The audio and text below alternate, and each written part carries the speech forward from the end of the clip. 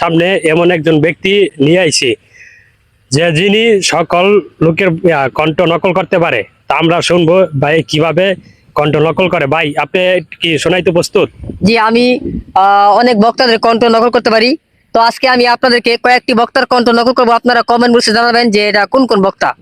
আমার বন্ধুগণ, আমার বন্ধুরা খেয়াল করেন, আল্লাহ রাব্বুল আলামিন বলেন, আলিয়াউমা নাখদিমু আলা আফওয়াহিহিম ওয়া তুকাল্লিমুনা আইদিহিম ওয়া তাশহাদু আরজুলুহুম বিমা কানু ইয়াকযিবুন।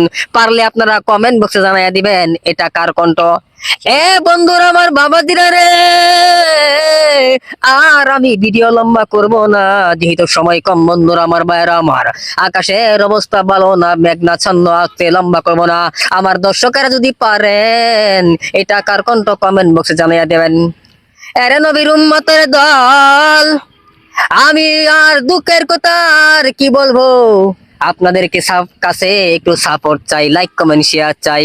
আপনাদের জন্য দোয়া করব আল্লাহ, যারা তাদের হাত দ্বারাই আল্লাহ তুমি ভিডিওটা লাইক শেয়ার কমেন্ট করবে, আল্লাহ এই হাতকে তুমি জাহান্নামের আগুন স্পর্শ করিও না। বাবারে মুসলমান ইমানদার, তোমরা আমায় একটু তাকায় দেখো কত সুন্দর করিয়া।